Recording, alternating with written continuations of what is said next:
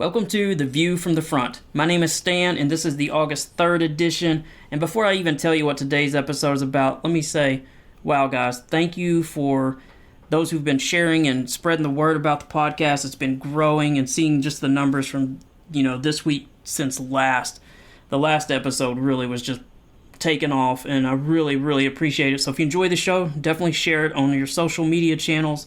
That'd probably be the best thing you can do to help it grow. So what are we talking about today? Today we're going to talk a lot about some various things happening in Ukraine that you absolutely need to know about. Been quite a few things that you do need to know about since Thursday. Unfortunately, a massive breakthrough is not one of them. I will explain all of that. I will also do a short segment on Israel. I had a regular listener reach out to me and said, Stan, you haven't even talked about Israel and everything happening there. So I will try to touch on that without going too much into the weeds. I have been keeping up with it, but it's kind of a complex topic. And then I will also talk about, like we always do, we have a segment on, bipartisanship / America working or good news. I try to get those in when I can. And let me tell you, the one I have for this episode is amazing.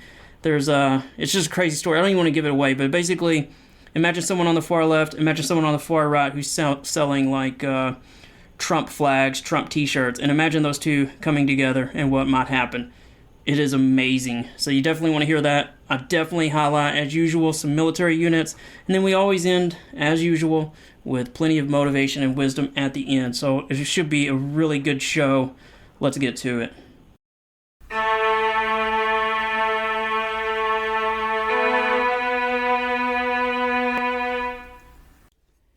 If you are new to the show, let me say as background that I'm a proud moderate and that I covered the news for more than 10 years as a journalist. Before that, I served 4 years in the Marine Corps on active duty and 2 years in the reserve, all of that time in the infantry. And yes, that does matter, because for my fellow infantry and spec ops folks out there, we know that we've been more cold, more wet, more hungry, and more wronged than just about any other MOS out there. But I'm getting off topic here. In this show, The View from the Front, I primarily do 3 things every week. First, I work to highlight what our military troops are doing around the world, while also covering hotspots and foreign policy news that could affect our country. Secondly, I attempt to unite us and remind us of how lucky we are to live in America. Our division is our country's greatest threat, and I firmly believe 2 things. Most Americans are good, and more unites us than divides us. Finally, I always share plenty of motivation and wisdom at the end of each episode because I want to help encourage you and lift you up. Life is certainly hard, and each one of us needs all the motivation and encouragement and wisdom that we can possibly get. Thanks again for joining us. I really hope you get something from the show.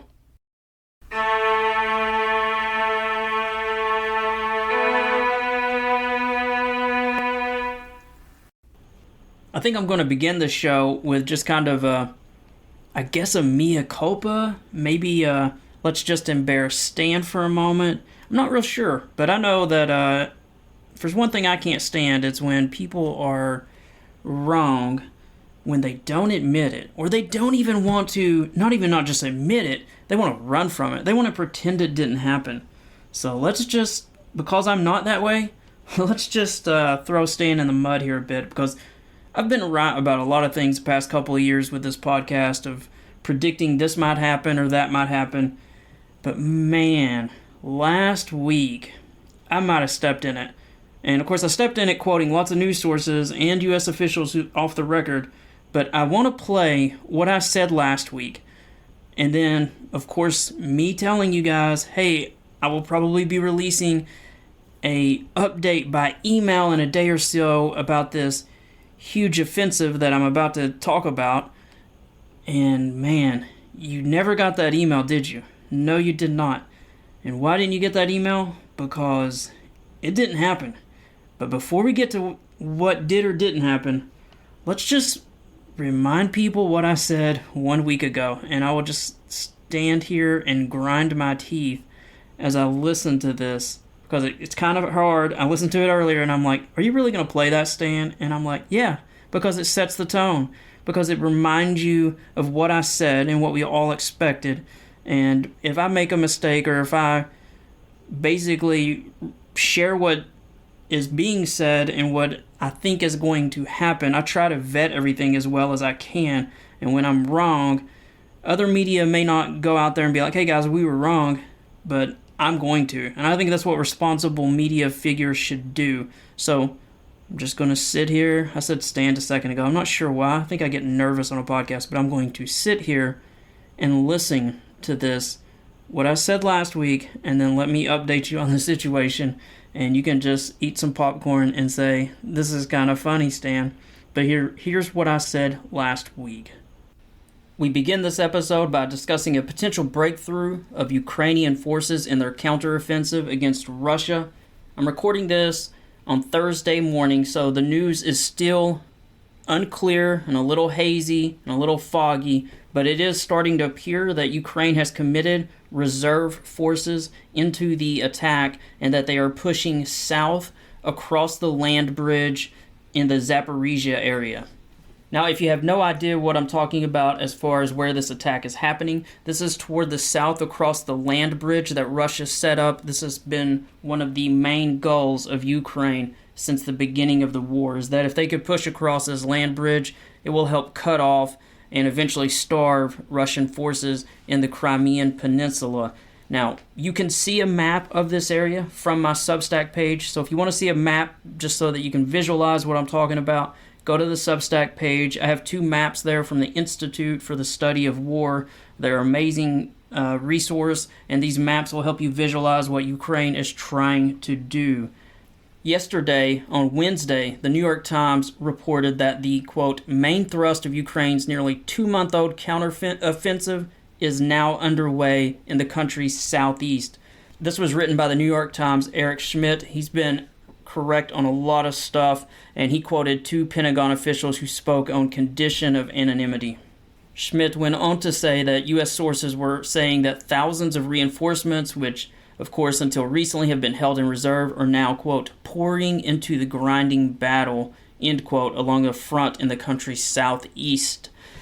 This description, as Schmidt said, follows reports from the battlefield from both Ukrainian and Russian forces.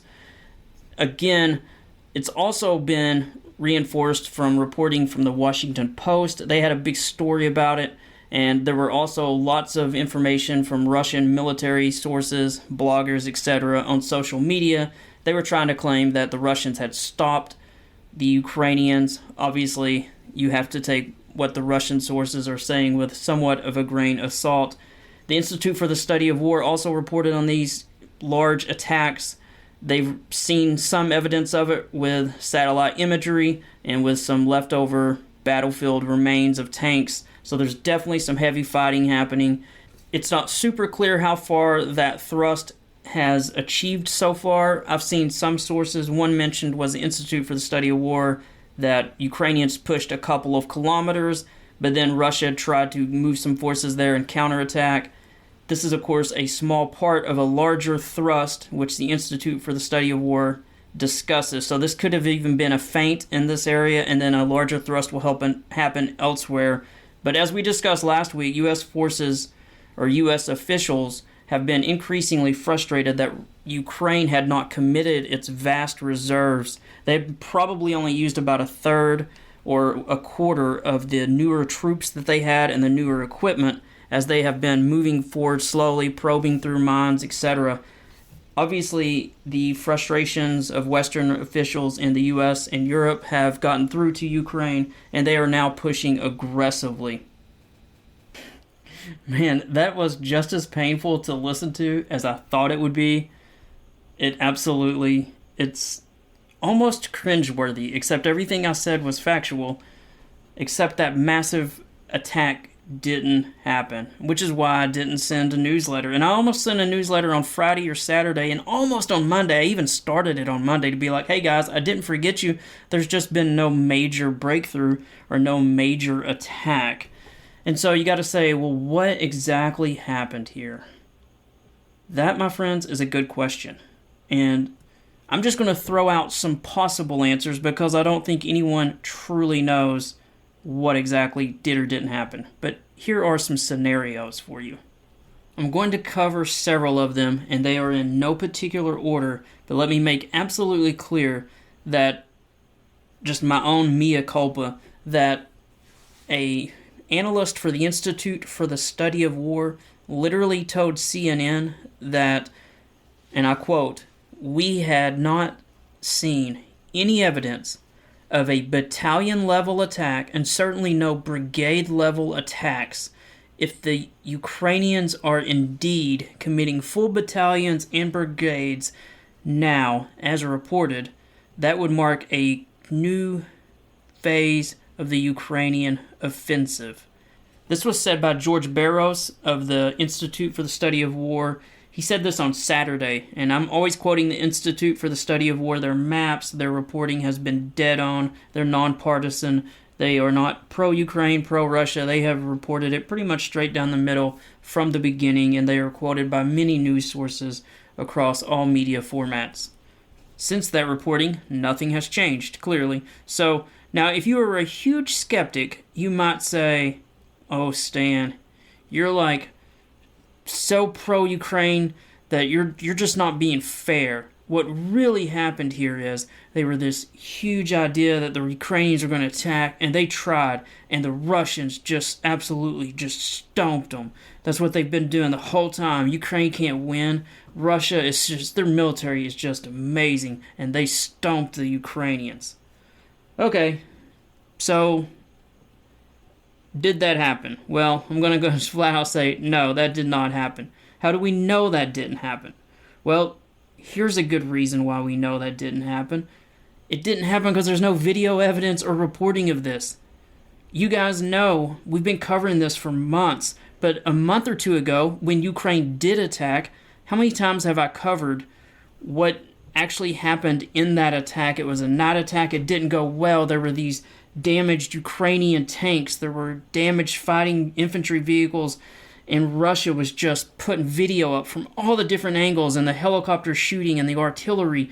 Russia would not shut up about this because it was one of the few things they were able to brag about. So if there had been some massive attack that had failed, there would be video evidence everywhere from Russian sources.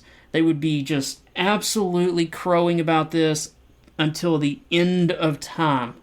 But they're not. And the Institute of War isn't reporting any massive attack, neither is the Washington Post or the New York Times or any of the major sources. It didn't happen. So, it hasn't happened.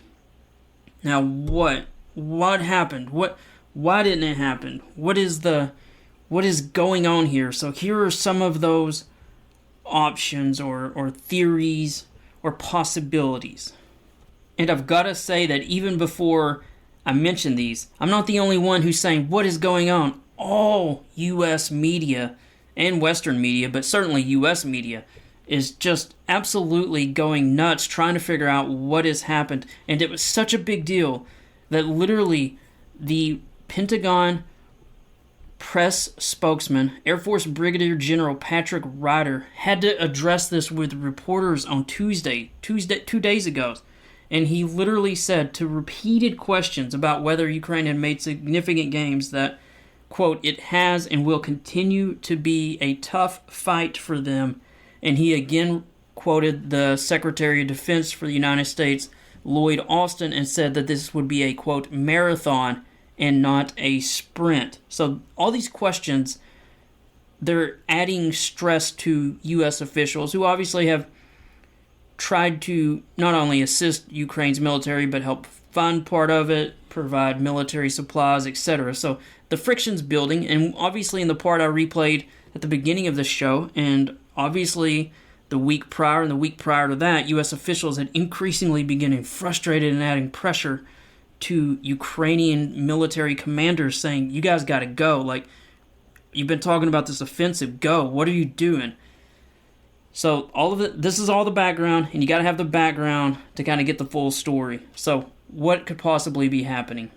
Now, again, I want to stress these things I'm about to throw out. They are they're in no particular order. 2, no one really knows what the truth is, and it's probably a good thing we don't know, as, you know, operational security is an important thing. But, so I'm throwing them out, no particular order. No one really knows. But with all that said, here's some possibilities that I'm just going to float out there. And I'd love to hear your guys' input. I don't claim to know everything. I'm certainly not afraid to, flog myself if I'm wrong. So here are some options, no particular order. Option 1, and I've got 2 different maps that I'll be throwing in to the episode notes. You can go take a look at them. So the first one's dated July 27th. It talks about the push forward into the area of Zaporizhia that's cutting across that land bridge, which was already discussed in the part you listened to from last week. I've got a map from, like I said, July 27th, and then there's one from August 2nd. So, you got a good almost 5-6 days difference there. From the Institute for the Study of War, they're time-stamped, and it shows the advance. Now, if you look at those 2 maps, you will see progress.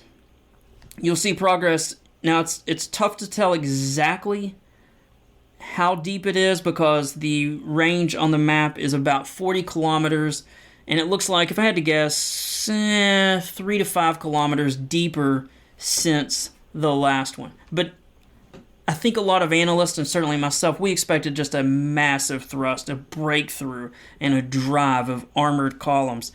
That hasn't happened. So, but just throwing out the possibility that option 1 is, because the Ukrainians do not have air superiority, and because the mines are proving so challenging, option 1 is, actually the Ukraine offensive is happening. They have pushed forward in the past week, and they're going through the toughest part right now. Literally the toughest part, and maybe Russia moved some reserves there, and so it's some challenging fighting. But as they're moving forward and making this progress, they still have not committed these additional brigades. Again, as I said earlier, reporting or quoting the CNN, the analyst on CNN, no battalion or brigades have moved forward. So, option 1 is Ukraine hasn't committed all that, but they have started pushed in, they've decided, and they've literally created this wedge. Again, you can go to the episode notes, you can see the wedge. The wedge is happening, the breakthrough, so to speak, is happening, and it has expanded in the past week. So that's option 1. So option 1 is, hey, Western analysts are idiots. We were expecting too much. Ukraine doesn't want to lose tons of lives. They have pushed forward. They are taking ground. Russia can't take them. So I'll throw that out as possibility 1. Again, we don't know if that's 100% the case, but at least that is an option. I'm going to throw out option 2 as, this is all a feint. All of this in the Zaporizhia area is nothing but a feint, because if you look since the past week, quite a bit of fighting is happening in the northern part near Bakhmut. Like, they have taken a lot of ground. They are moving into Bakhmut and surrounding it. We talked about a couple of months ago, I said, the Russians took this city, but this could be just a huge mistake for them if Ukraine ends up letting them into the city and then encircles them and starves them out and takes them. Kind of is starting to happen up in Bakhmut, and it's increasingly being talked about. So, was all the talk about this part in Zaporizhia, in the southern part, kind of a feint? I'm not sure. That's a possibility. We do know, historically speaking, that Ukrainians talked a lot about going into the southern part and to take the Crimean Peninsula, and they talked about it for weeks and weeks and weeks in the last fall, and Russia repositioned, and all Western analysts were focused there, and then what did Ukraine do? They did a massive, pretty much a massive, of course at the time, this is relative speaking, but it was a massive attack in the northern part near Kharkiv, and they took a lot of ground with way less stuff than they have now, but they literally played Western media, and they played the Russians, and so maybe they were playing Russians and Western media by talking about Zaporizhia, because a ton of fighting's happening in Bakhmut, and oh, by the way, the Crimean Peninsula, which I mentioned, there's some stuff happening there, some very interesting things, and in fact, I'll even talk about a bridge strike there a little bit later in the show. So, the second option is, maybe this is all a feint. You just really can't tell. Could just nothing but a bluff. Get the Russian reserves to move. So, we know there aren't many Russian reserves. Maybe they move toward the gap. Maybe it's just a bluff. So those are 2 options I'll throw out. And I'm going to throw out a third one, which is, maybe this is all going a lot slower than we expect. And it's kind of like a strangle type plan where, literally the Ukrainians are just taking their time, keeping casualties to a minimum so that they can keep Ukrainian support high. And so if you look online, like I've been just pouring through social media the past week because I've been waiting for this big offensive that didn't happen. But even still, there are constantly new videos being put up of brand new strikes on Russian artillery pieces. The Ukrainians are really using precision strikes to hurt the Russians. So it's a verified fact that even in the past week, the artillery advantage that Russia had at its beginning is getting smaller. It's diminishing. It's getting to become a little bit more even on these artillery fights that are happening. And you remember, it started out a 10-1 advantage for Russia. But even in this past week, you can see a lot of Russian artillery being destroyed. It's on video. It's all geolocated. You can tell by the terrain that this is current video. All the people who study this video, people who get into it way more than even I do, they literally have archived. It's not like you can reuse this video or say, hey, we'll put something up from a year ago. That's not happening. So without question, Russia is losing valuable defensive and offensive pieces of equipment. So maybe Zelensky and Ukraine's military leaders are saying, hey, we're not going to overcommit. We're going slow. It's going according to plan. Most of the pieces on the battlefield are set for both sides. We're going through this wedge. The wedge has gotten deeper. It's gotten bigger. And we're just going to keep taking our time and using some of this Western equipment to pinpoint and destroy Russian artillery pieces at long range so that we minimize the casualties that we take. So those are 3 theories just off the top of my head that I want to make sure that I threw out for you guys. But there's actually another theory. And this one, I've been an optimist. I've said that. You guys have heard me say that time after time. I still think the Russian army will break. I still think there will be a victory from Ukraine because they are just more motivated. They are fighting on their own land, and they have more reason to fight. Having said all that, there is a 4th possibility, and it's a horrible word, and that horrible word is stalemate. And I wanted to share just a short clip from Alexander Vindman. He was a colonel in the United States Army. He obviously got dragged into politics, but he is a huge proponent for Ukraine. He has Ukrainian roots. He literally just came from Ukraine after being there for a couple of weeks. He is very, very informed. And I just want you to hear this because I think, I got to report all sides. And this is just one of those things that it wasn't fun for me to listen to. But I do think you need to hear this because there is no assurity or certainness of victory. And so let's just listen to just a couple of minutes of what retired U.S. Army Colonel Alex Vindman said, because this is just something you got to hear, unfortunately. So I went there and talked to basically all of the senior leadership in Ukraine to get their views on what the situation is, whether relationships with the U.S. have substantially improved. The short answer is not as much as you would think. I was also there delivering a bunch of aid, the first tranche of $3.5 million in gear to the Ukrainian National Guard. Also trying to fine-tune my own understanding and analysis of what's going on, because I talk about this topic incessantly, according to my wife, and want to make sure I've got a good beat on what's going on.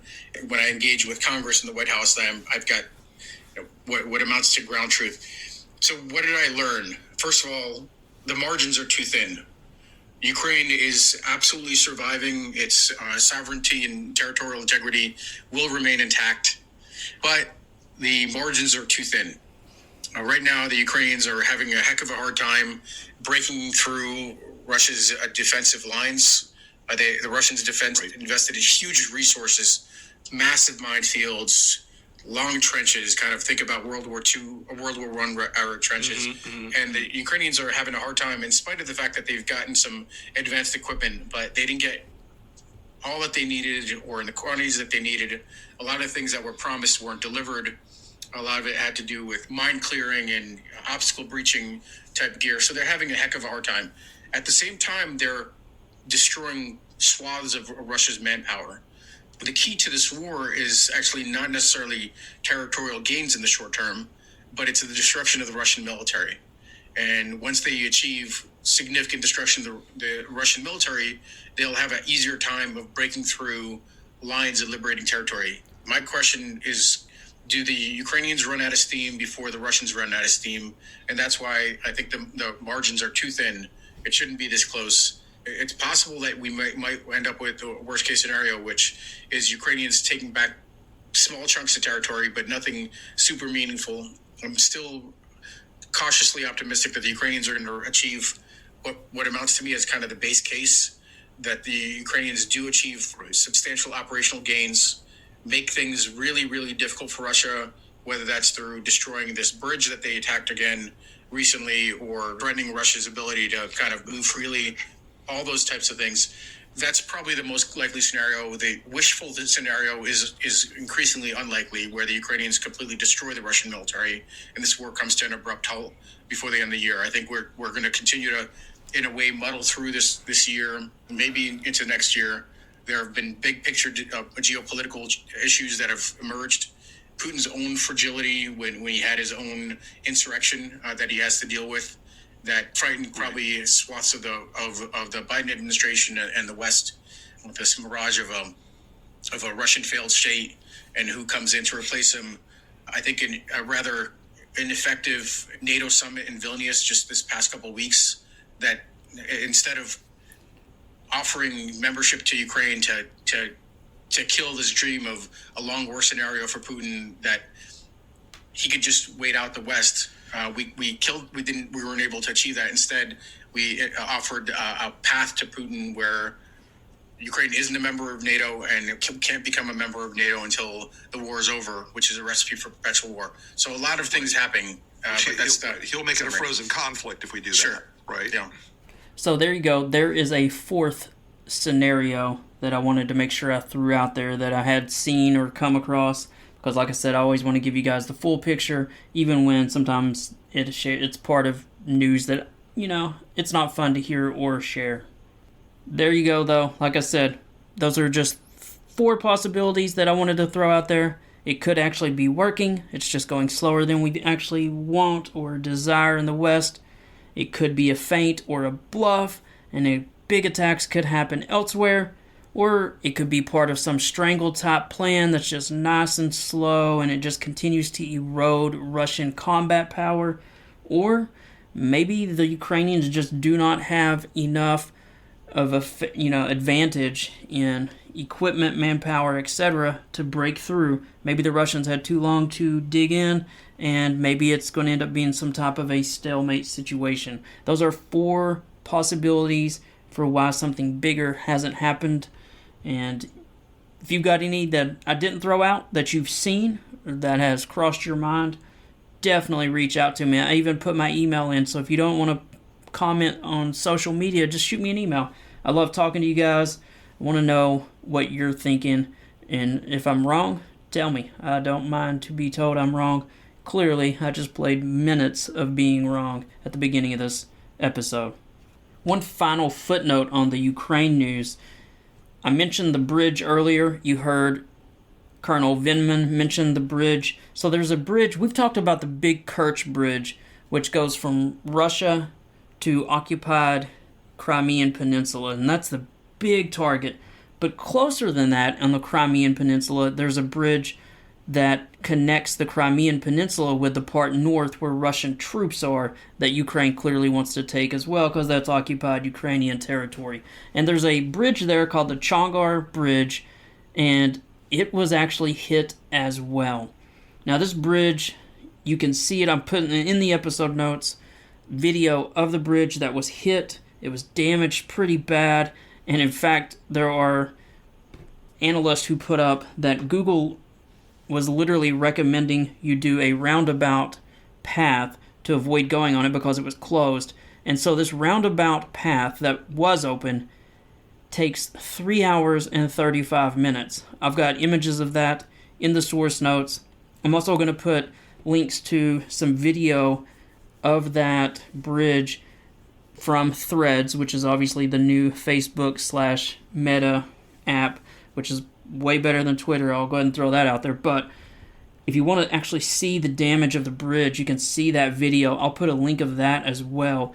But we talked about the potential that Ukraine is doing a stranglehold, possibly trying to cut the land bridge. Well, striking this bridge is just huge. If they can completely take this out, it will seriously set back the ability of Russian forces to move, for Russian forces to resupply. I mean, 3 hours and 35 minutes doesn't sound like much if you're in a car and you're doing 60 mile an hour and you're driving to the beach or something like that. But for heavy combat trucks that drive 25, 30 miles per hour on roads that aren't as good, on roads that Ukrainian troops can target with artillery, I'm telling you, a 3 hour and 35 minute detour is the kind of thing that shifts entire battles. It is crucial for the Russians to keep this bridge open so that their trucks don't have to have all of that additional need for fuel, additional opportunities to be struck. These some of the analysts were talking about that this alternative route that these trucks will have to take, this is wide open area that's easily seen by Ukrainian forces and potentially attacked. So this is not good news for the Russians if Ukraine can take this bridge out, and I'm confident that they're going to continue to hit it. They've shown they can hit it. It's a much easier target than that really long 12-mile bridge called the Kerch Bridge, which we've talked about in previous episodes. This is a smaller bridge, but it's much closer to Ukrainian lines, and I'm confident, at least I'm pretty sure, that the Ukrainians will be able to take this out. And when they do, it's going to, again, if it is some type of stranglehold strategy that Ukraine is pursuing, this is going to be a big part of that of that plan. We've talked a lot about Ukraine. Let's move to Israel after this quick break.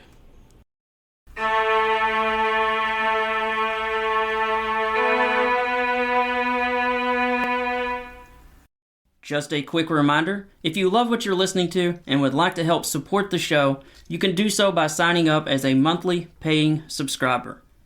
For $5 per month, you can help us sustain, grow, and improve the show.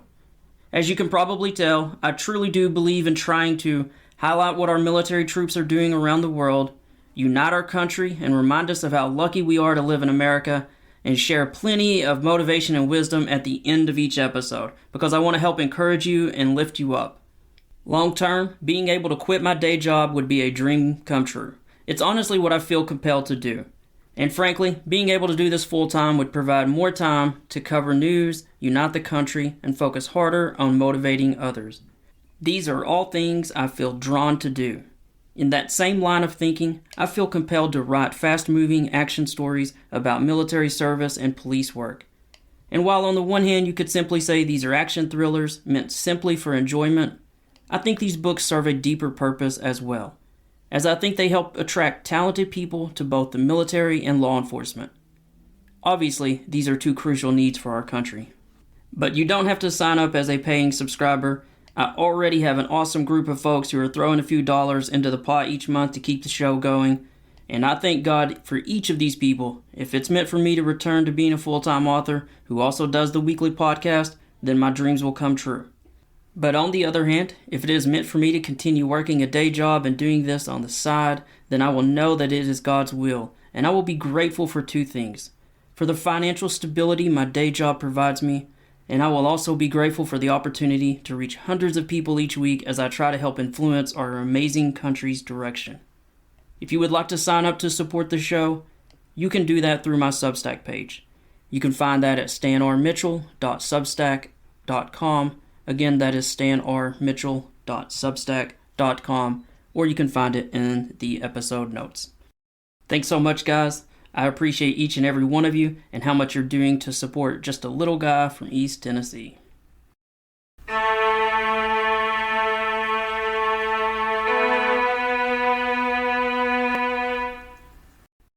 So I promised earlier to talk about an update on the situation in Israel, and I spent longer on the Ukraine section than I originally planned, but that almost always happens because I am very passionate about that situation. So what's been happening in Israel? You've probably seen a little bit of it on the news. The current government there under Netanyahu is not very popular, and as he has struggled to retain power there, he has increasingly been doing things that are not very popular. And so he helped push through a very unpopular law that would restrain the power of the Supreme Court to overrule the legislative and executive branch. So basically it would limit the power of the Supreme Court. So clearly a lot of people in Israel were not happy about this, and they believe that it is the beginning of potentially the end of a democracy in Israel, that Israel may become an increasingly authoritarian country that doesn't have, a balanced government, or a government that can be overruled in certain instances and checked by a judicial branch, because the Supreme Court has most definitely been weakened. This new law was so unpopular that there were massive protests, and there were even lots of Israeli reservists who said they would not report to duty if they were called up, as these protests got larger. And so a lot of people believe that Israel is just trending in the absolute wrong direction. And in fact, it's so bad. Let me just throw out just a couple of things. I want to mention first a column by Max Boot. He's a pretty well-known analyst, and he's been as pro-Israel as possible. And he writes this kind of painful article, this column about his Israeli roots, how many times he's visited, how pro-Israel he's been. And I was just shocked to read this. If you know him, if you know his background, that he would say what he ends up saying. But he literally suggests in this most recent column that he talks about how the U.S. and Israel are increasingly at odds, and that, let me just read this one paragraph. Israel is now an increasingly illiberal and difficult ally, the Hungary of the Middle East.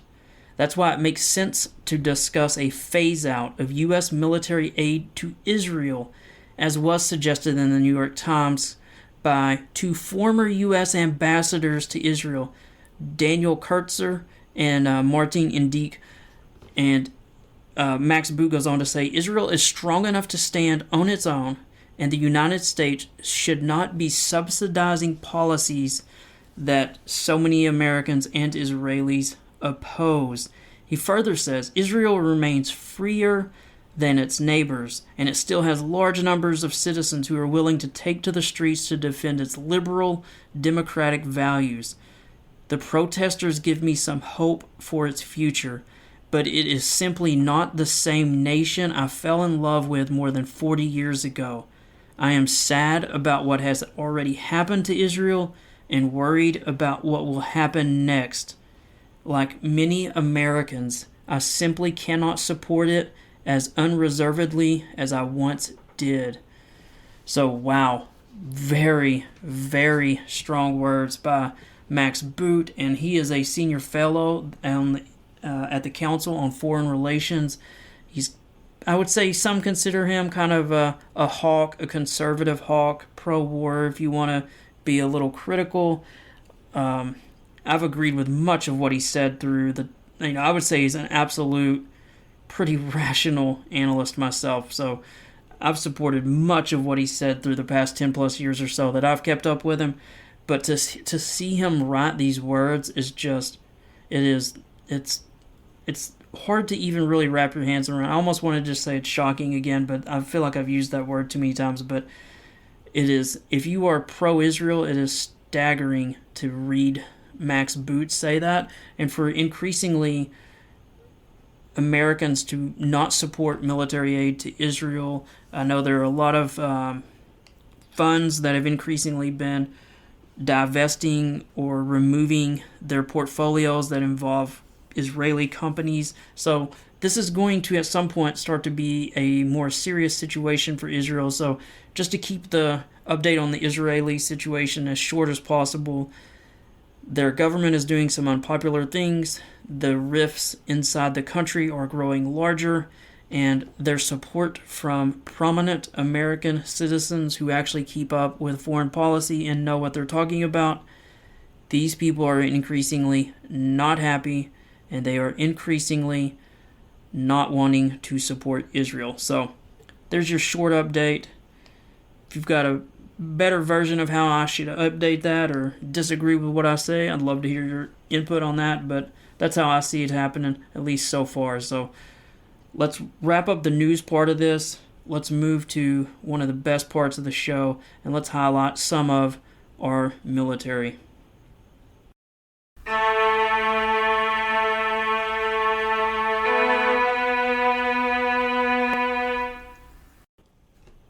Let's highlight some military units now. So every week I like to mention or bring your attention to certain military units around the world, and there are several reasons that I do this. First, the photos that I publish are from the Department of Defense, and they give some recognition for those service members and units, and they help educate the public on various jobs being done in the military, and they help inform you on locations our service members are serving. I think we forget about where all these units are, and so you can view all these photos from the link to this episode on my website. The first one is an image of some sailors on the flight deck of an aircraft carrier, the USS Gerald R. Ford. They are in the Adriatic Sea right now, and so there's a lot of guys in yellow, and there's one in blue, and if you've ever seen the choreography that happens on these carriers, 24/7, night, daylight, storms, windy, rain, it doesn't matter. They're always conducting flight operations except in the most extreme circumstances, and it is a choreographed absolute science to this. It's almost like the NFL. You think that you spend a lot of time in the NFL, rehearsing plays and all. These men and women who are in the Navy that run these flight operations, they have it down to a science, and it's magic to watch. If you've never watched it on YouTube, go spend 5 minutes watching it. It's pretty amazing. So wanted to give a shout out to those guys on the USS Gerald Ford, and of course there are a lot of ships out there with them right now. Now the next one is a replenishment oiler. The next photo is of a replenishment ship. It's the USNS Yukon, and it's sailing alongside one of the amphibious assault carriers called the USS America, and it's doing a replenishment while underway. And this is happening out in the Coral Sea, way out in the Pacific. But if you've never seen this before, essentially one of these supply ships comes alongside another larger, usually naval ship. They basically get 20 to 50 yards apart. They fire across some ropes, and they bring across these long hoses to bring fuel, and they also usually bring food and other supplies as well. Depends on the type of ship, but they essentially maintain a forward momentum while resupply or replenishment happens at sea. And this is often a dangerous thing, takes a lot of training. I'm sure every captain of any ship is as nervous as they can be when this is happening, because you have two very large ships going alongside, and neither can make a mistake, because you don't want to disengage the hoses or break them, and you also certainly don't want the two ships to come alongside and collide. So it's I don't want to say all hands on deck, but it's a lot of folks making sure that these ships stay alongside each other and do this in a safe manner. And it allows our Navy, all these ships, to be out at sea for long periods of time. I know during my deployment in 97, we were out at sea for 45 days at one point, running some air patrols off the coast of Bosnia back when the war in the former Yugoslavic Republic of Yugoslavia.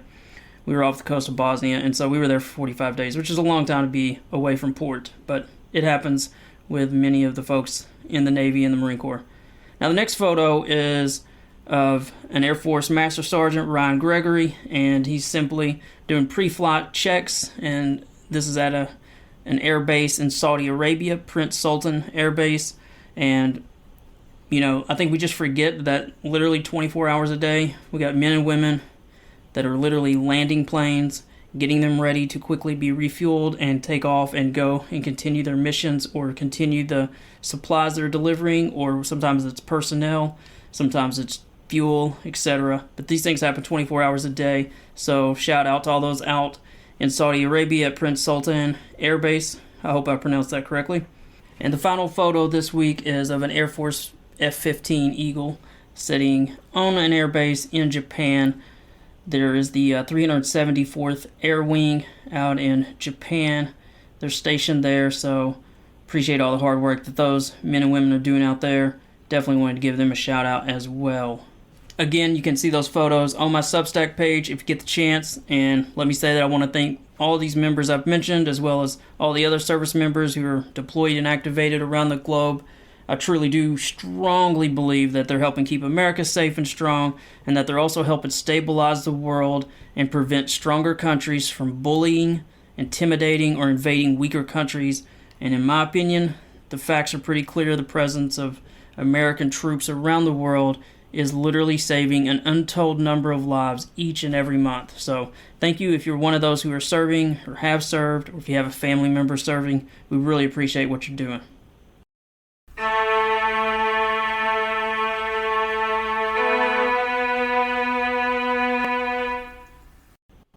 Now, this next little section I wanted to do is something I'm pretty passionate about. As you guys know, part of the reason I started the podcast was obviously I wanted to give some credit and some attention to our military, which is so often just almost ignored or taken for granted. Apologies. And the other thing was, obviously, the war in Ukraine was pretty bad. When I first started this podcast, we were in the last final stages of Afghanistan, and it was clear that probably President Biden was going to withdraw, and then that whole mess happened. And so I've been covering all this for a couple of years, but you all know that one of the things that I'm very passionate about is trying to bring our country together. During the Black Lives Matter protests, when there would be fights between sometimes protesters and police, but sometimes there would be far-right protesters who were angry about the Black Lives Matter protesters. So there would sometimes be fights. You've all seen them. Sometimes it'd get a little uglier than even that. There would be, multiple people jumping certain people, and you'd see this just rising tension across the country. And I'm like, man, I can't just keep quiet. And I'm not sure I can do anything about it, but I can for sure try. And I just kind of happen to have the background where most of my family is from the country, but I lived in a city, and I went to a very rough inner city school where whites were actually in the minority, and there was quite a bit of, it was a pretty rough school, honestly. But yet most of my family was from the country, and I was raised in a country church that was very kind of fundamental. And so I've always just been able to be that person who can basically bridge divides. And I know that even when you see a group of people on the far left or the far right, and no matter how angry they are, in the end, most of the time, many of them are very, if not all, I don't want to say all, but many of them are just good people. They're absolutely good people who help you. And you all know I harp on this every single week. And so I wanted to share the most amazing 2 videos I came across on TikTok. And it involves, there's a vendor, a pro-Trump guy who's very conservative, and he's selling all kinds of Trump flags and Trump shirts and just Trump, material or products. And so there's this liberal gentleman who would drive by every day and see this guy out there, and eventually he decides to stop. And I'll let him share his reasons and what happened. But what you're about to hear is amazing, how 2 people who are so far apart, how they literally created a friendship. So I think you're going to really like this. Give it just a moment, and I think it'll really warm your heart. And it will also show you what we can all do. Well, what I try to urge each and every week, we can all reach across these what seem like wide divides, but they're really not.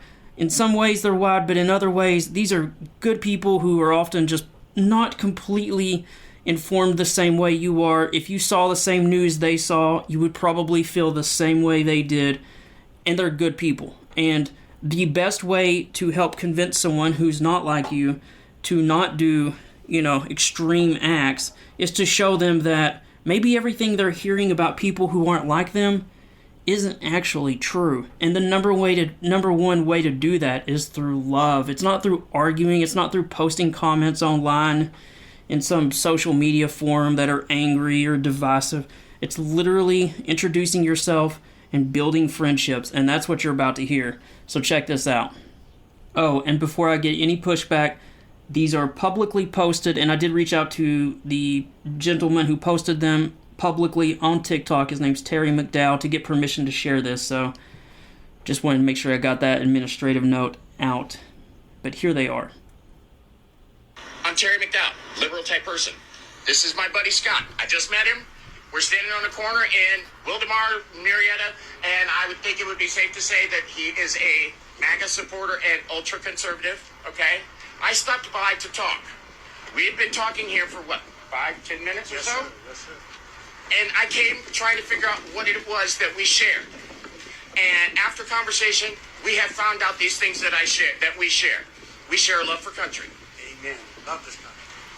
We share an appreciation of the Second Amendment. Okay? We both support law enforcement. Yes, sir. We both support our military. Yes, sir. And we both have a love for family. Yes, sir. He doesn't like Joe. No, I do not. I don't like 45. But we do like those things. So with that, we're going to leave. Oh, I also found out that he likes baseball. And so do I. So we can agree on that. And that's what we're trying to show.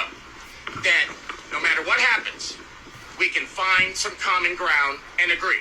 So Agree to disagree. we can agree to disagree and be civil about it.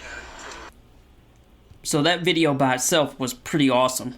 But what's even more awesome is there is a follow-up, and you can tell that these two gentlemen have become somewhat friends and created a relationship. Check this one out. Hey, I'm Terry. I'm your favorite little dude. And this is my buddy Scott, okay? Now, you see all of that stuff there? Okay? This is where Scott works. This is his gig, all right? He flies his flags and he sells them, okay? Here's how we met. I stopped by because I live right down the street. I just wanted to talk, see if I could find some common ground with somebody who did not share my political views. We sat. We had never met beforehand. This is like the fourth one out of 6 months or so? Yes, sir. Yes, sir. So, I was on my way home. I saw his flags flying. I wanted to stop and say hi because you know what? The more that I do this and the more that he talks to me, Brings people closer together. that's the whole deal. See, we sit around and we talk about, anything. We talk about baseball. We talk about hot dogs. We talk about the mutual love of our families. I thank him for his service in the Marine Corps, protecting my way of life and allowing me to have the big mouth that I do, okay? And it's perfectly fine because we can agree to disagree, which this country should learn to do. Amen, bro. So, if I can come out here and sit under these flags while people are driving by, Flipping me off. and hey, looking and seeing what the hell I'm doing here, Yeah. all right? Yeah. We can do it and we can grin. Because you know what? I'm really glad that I stopped by initially because every single time I see him here, I try to stop by and I'm always met with a smile, a handshake, a hug. Yes. He asks how I'm doing. We talk about our families, and that's the way it should be. In America. Oh, so just so they know, have you switched to Team Joe yet? Not at all. He's getting ready to get impeached. I know you don't want to hear it, but Joe's getting ready to get impeached. So, I did not go to the 45 camp because I think Trump's going to go to jail. But either way it goes, no matter what happens, The love of the country. and I'm always going to stop by and see my buddy. And I'm always going to be here for you. All right, so with that, we always say, 2 fingers and a smile, God bless America, God bless each and every one of you. Again, brother, thank you for your service for our country. Thank you. All right? Thank you. I'm going to go home, have some dinner, watch some baseball. Dude, You stay safe out here. I will, sir. All Thank right, you for brother. coming by. You betcha. Thank you. Man, like, how amazing was that? Does that not, like, warm your heart and motivate you to try to reach out and be a little nicer in your political conversations? Wow, just, that was just amazing. So, huge shout out to Terry McDowell. I'm not sure of the other gentleman's name. You can find these two videos on TikTok pretty easy. I will say, if you want to see them, actually, you can look up Terry McDowell on TikTok at the alias at CarCat1976 with the word cat spelled with a K. So it's at CAR, the word car. So at CarCat, KAT 1976. Awesome videos, and amazing that even in my little world where I'm trying to do this, there are people doing the same thing.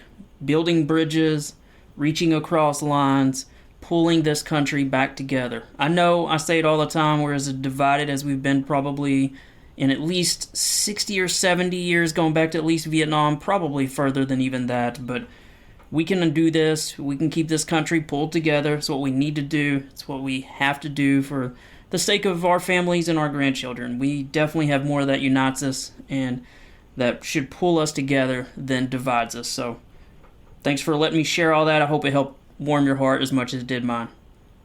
Alright, so it is time for the best part of the show, the motivation and wisdom section. Hope you guys have enjoyed the show so far. I know it's a little longer than normal, but there was a lot to get in, and I think it's been pretty good.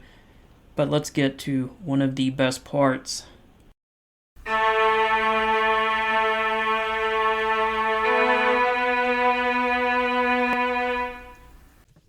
We're going to begin the motivation and wisdom section with a little pep talk, because someone out there needs to hear this.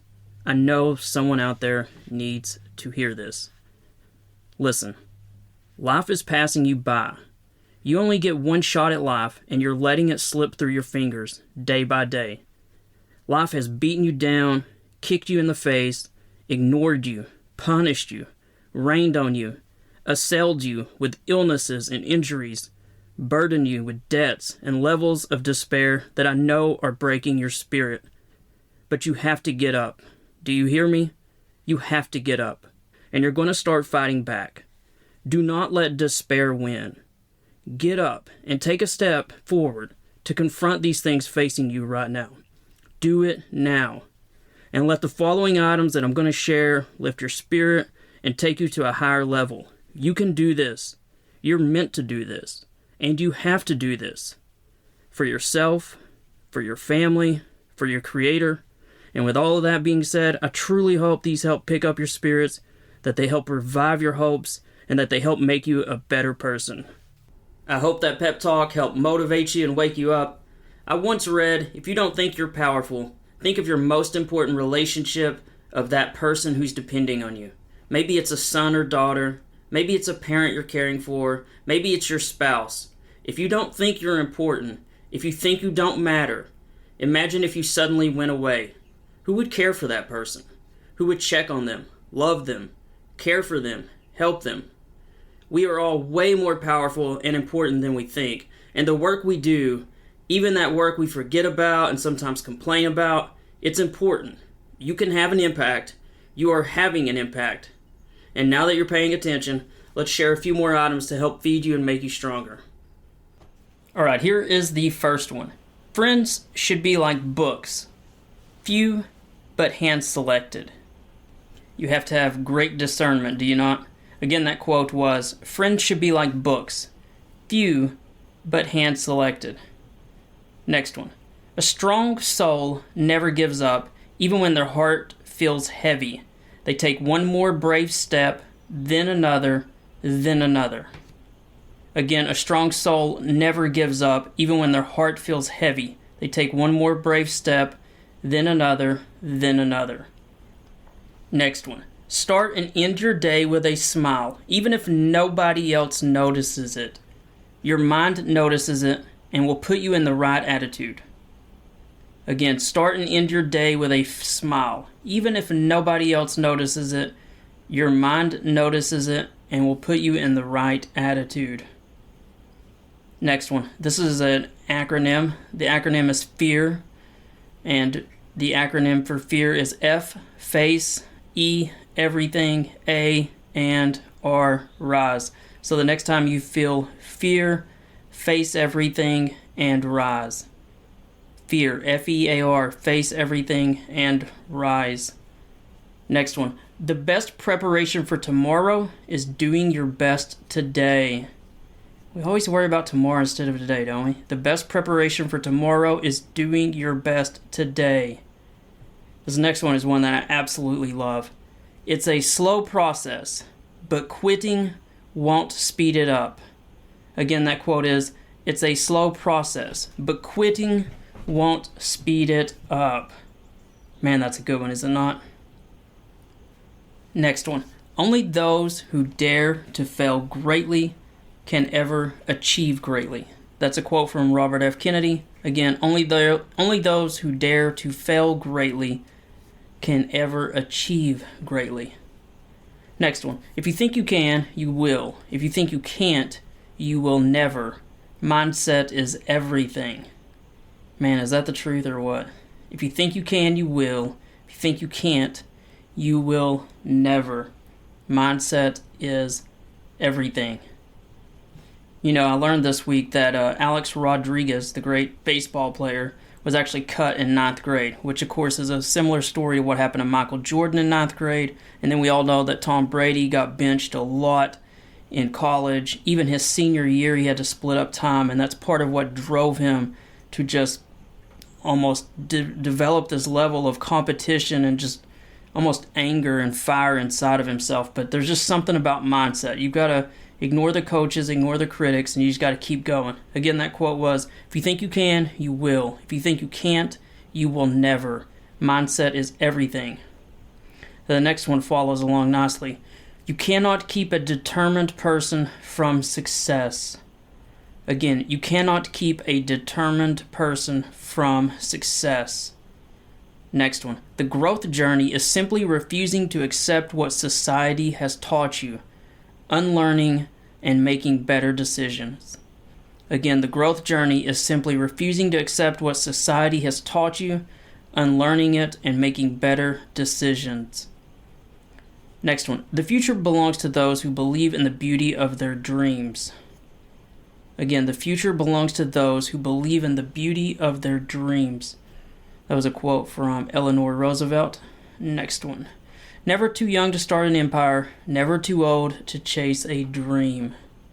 It's a positive one, isn't it? Never too young to start an empire, never too old to chase a dream. Okay, so let's do 3 from the Bible. This is from the book of Philippians, chapter 4, verse 8. Whatever is true, whatever is noble, whatever is right, whatever is pure, whatever is lovely, whatever is admirable, if anything is excellent or praiseworthy, think about such things.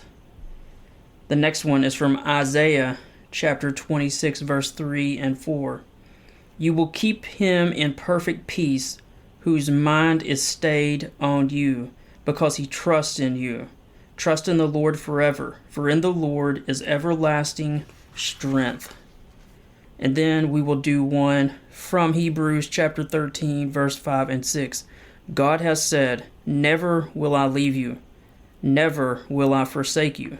So we say with confidence, the Lord is my helper, I will not be afraid. I always like to end with this one.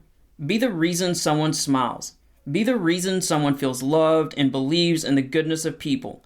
I always think that's a good one to end with. And with that, thanks for joining us this week on The View from the Front. As a reminder, please be kind and try your best to love your fellow Americans. So many men and women have sacrificed, fought, and died to keep this country together the past 240 years. Please work daily to unite our country again. The vast majority of Americans are decent, loving, great people. Also, please try to be a better person each and every day. Try to be kinder on social media and how you interact with others with whom you disagree. For those who are listening for the first time, let me say a bit more about myself and the podcast. My name is Stan R. Mitchell, and I'm a prior infantry Marine who dropped the sword and picked up the pen. After joining the Marine Corps at the age of 17 to serve 4 years in the infantry, I exited military service, earned a degree, and spent 10 plus years in the news business, initially as a reporter, but then going on to start a weekly newspaper in Oak Ridge, Tennessee. What can I say? Anyone crazy enough to start a weekly newspaper at the age of 27 is probably a dreamer and an optimist, and I confess that I'm both. I owned that weekly newspaper for 9 years, from 2004 to 2013. But once it was clear that owning a newspaper wasn't the best path to financial security, I went on to become an author. To date, I've written 12 books, and while it's true I'm still writing, I'm now here as well, a once-a-week podcaster who's still in love with both this country and the news. And I see this podcast as a small way to continue serving our country, doing my best to inform and unite us in a time that we're as divided as we've probably been in 100 years. If you were to ask anyone who lived in Oak Ridge during the 9 years that I owned that weekly newspaper, they would tell you that I sought to downplay controversy, I worked hard to understate headlines, and I did my absolute best to never create panic, which is a terrible way to sell newspapers, but is a responsible way for a media outlet to act. I plan to do these same things with my podcast. I love the news, and we need the news, but we need to have news that's less over the top. News that folks don't dread to hear because it's too scary, and news that isn't so blown out of proportion and fear-based that it was clearly written to be shared and scare the devil out of people. The news shouldn't be a game intended to grab eyeballs and monetize dollars. It is an absolute fact that our democracy doesn't work if we don't have informed voters. And since we're talking about the news and informed voters, let me say this. I believe that foreign policy decisions are the most important decisions that we face as a country. They lead to greater consequences on the world stage, and they can lead to tragic deaths, either because we shouldn't have intervened somewhere, or perhaps because we should have. America is the world's leading power, and we mostly lead the world from a position of moral authority, showing other countries how they should behave in regards to ethics, restraint, and providing freedom for their citizens. Foreign policy decisions can be tragic and heartbreaking, and it's important that we get them right. It's also crucial that when we get them wrong, such as when we did in the Vietnam War, then the faster we can course correct, the faster we can reduce how many lives we lose. I don't claim to have all the answers, but I do think that much can be gained from discussing these issues and creating a community where we intelligently discuss the troubles confronting us, and where we work to come closer together and respect each other's views with more patience and kindness. A house divided cannot stand, and I strongly believe that more unites us than divides us. I will not remain silent while politicians, seeking their own personal gain, try to throw gas on a dangerous fire, doing their best to tear apart this country so that they can advance to a higher office. I will also not remain silent when we have media organizations doing great harm to our country by scaring people or creating panic. We face great challenges as a country, but America has stood together for more than 240 years, and it's only together that we can pass on a better future for our kids. So let's get a little better informed, and let's work to get a little more united as a people. Thank you for being patient and allowing me to share that monologue. I think it's important people hear what I'm about, and I think it's also important my regular listeners hear this message enough that it sinks in, that it affects what they believe, that it affects how they act. We need to hold and cherish the beliefs that got us here today. Beliefs such as kindness, patience, and a strong belief that our best days lie before us. These are the beliefs that got us to this point, and they're also the beliefs that will get us to a brighter future.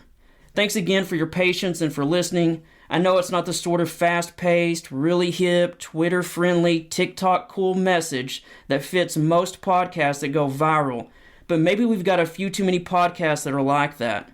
Maybe we need to go back to something deeper, to something firmer and more solid, to something we can build a foundation from, and that's what I'm offering. Now, we're almost to the end of the show, and I'd be a fool not to mention my books. I'm honestly a terrible salesman. I'm not pushy. I could do better about believing in my books and my side career that I'm trying to spring to life. See, all that motivation I share each episode, half of that, maybe more, it's for me. But in all honesty, my books are pretty good. I write fast-paced books, and when I say fast-paced, I mean really fast-paced. And if you read the reviews, people say they are gripping, compelling, and full of twists and turns. I've written a dozen books to date, and I've been fortunate to have sold more than 70,000 copies. If you're one of those people who've purchased one of those books, let me say thank you. I really, really appreciate it. Now let me say just a bit about the various series and books, just in case you're still here and just in case you're still intrigued. I've got a CIA book series about a Marine Scout sniper named Nick Woods. There are 5 books in that series, and it's not only fast-paced and crammed with action, but people say the main character, Nick Woods, is one of the most amazing real characters they've ever read. He's not some Jason Bourne Superman. He's just a hard, tough man who was raised in the old ways. The first book in the series is called Sold Out because the main character, Nick Woods, gets sold out by the federal government. Obviously, that's why I named it Sold Out. Now, I've also got a detective series about a prior Force Recon Marine who becomes a detective. He moves from a big city, which is Memphis, to a small town, and he learns there's a lot more going on there than you'd think. It's got some organized crime in it. It's got loads of action. It's got a couple of cops die before the end of book 1. And if you love that as much as I think you will, there's also book 2. Book 1 is called Takedown. Book 2 is called Gravel Road. And Gravel Road may have one of the longest, most grueling hand-to-hand fight scenes you've ever read. Everyone talks about that. Now, I've also got book 1 of a private investigator series that's done. It's about an Army Ranger who's a girl's only hope after she gets abducted and the cops have stopped looking. There's plenty of action in it as well, and it doesn't hurt that the aunt of the girl is hot and she takes part in the chase. This book is called Hell in the Mountains. Now, I've got 2 realistic war novels. One of them is about World War II. It's called Soldier On. It is just an unbelievable story. It goes into the realities of military leadership, as soldiers get pushed and pulled through physical torment and mental anguish.